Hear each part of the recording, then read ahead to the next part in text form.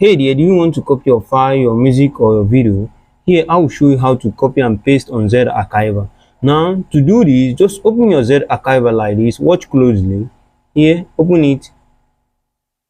Now here is your Zarchiver. See, here is how it will be. You see it. Now go to the folder where you create the file, the music or the video. Here I will click on download. Now here, let me say I want to copy this music here. Now to do, just press the music like this.